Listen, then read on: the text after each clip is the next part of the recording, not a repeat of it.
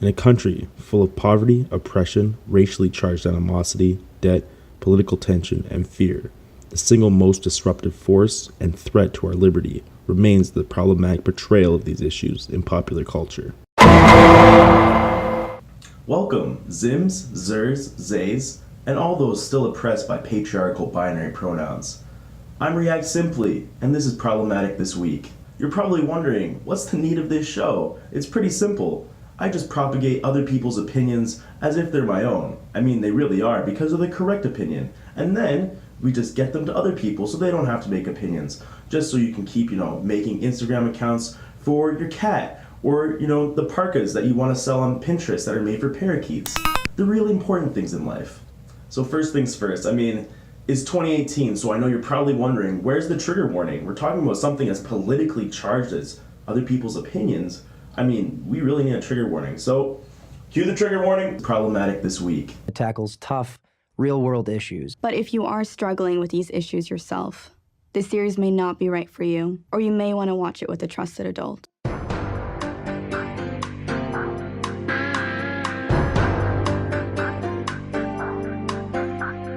Fuck white people! This is a poem I wrote titled Rape Culture.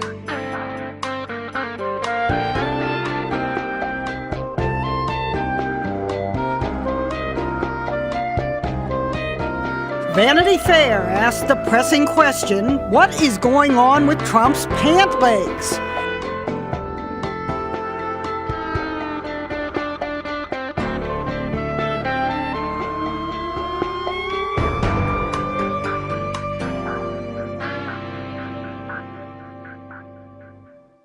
So with it being so close to American Thanksgiving, it just wouldn't be appropriate to start the show without at least some acknowledgement for our Native American brethren whose land that we've stolen.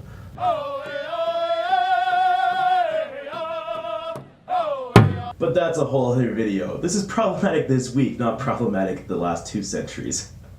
Today, we're talking about an A-list celebrity that was all over the news. She had said something that was very damaging to body positive people such as myself, or people that are against ableism, or anyone that has any sort of moral fiber in their body.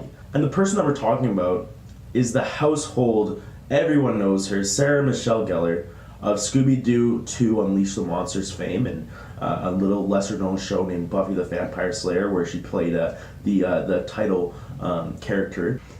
It's very, let me just take a minute here. Sarah, I don't know how she was able to do this, but I was reading on CNN Entertainment, where I get all my news, and she posted an Instagram post. This Instagram post. And what it says is, I'm just going to pin these up all over my house as a reminder not to overeat on Thursday. Hashtag Thanksgiving prep.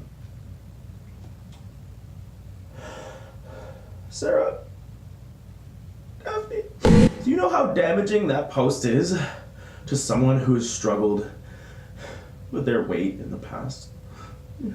Here you are, a beautiful, cisgendered white woman with all the privilege in the world, sitting here, pretending like your body's not alright.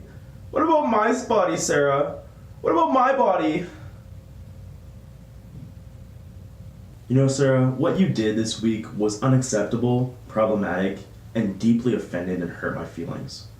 And that's why I was, searching for a way to make it right, a way to take this adversity that you faced me with and put positivity back into the world. And it's been great because I've been creating what's called the My Vision virtual reality application. It's where you're allowed to populate the world around you with everything that you want to see and nothing of the despicable stuff that you don't want to see, like what you posted this week, Sarah.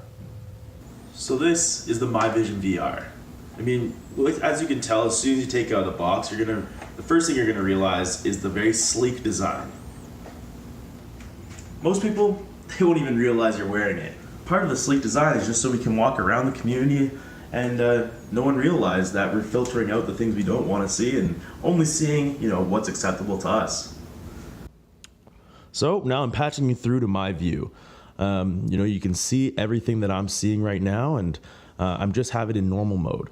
So while it's in normal mode, the sensors will start picking up things in my view that are especially triggering. So when I look over here to the white male that's in my living room, you can see that the trigger meter is going off the chart.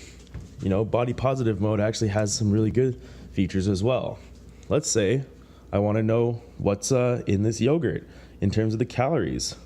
Hey, what do you know? That's pretty cool.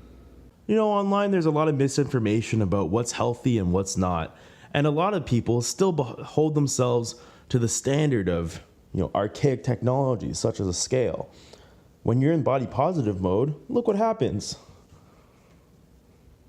Amazing! Wow, very cool. When I was looking at Vice News this week into things that I should be personally angry about, I came across an article that was called, "Sadly, Gwen Stefani has been problematic this whole time."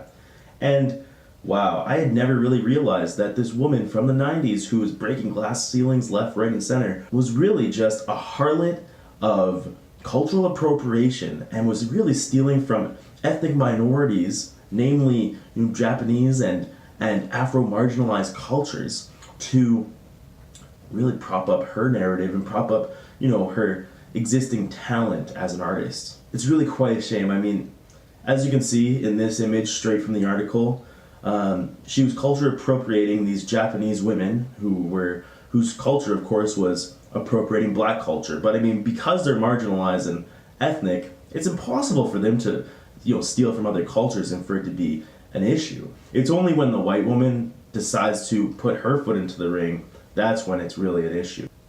Like a boyfriend overcome by toxic masculinity, that's when it hit me. Yeah! To fight back against the white devil that runs our world, we had to appropriate his culture. That's why I dyed my hair blonde and gave myself a Hitler mustache. Because as we all know, those are the only things that white people ever contributed to the society. Remember, when we steal their look, we steal their legacy.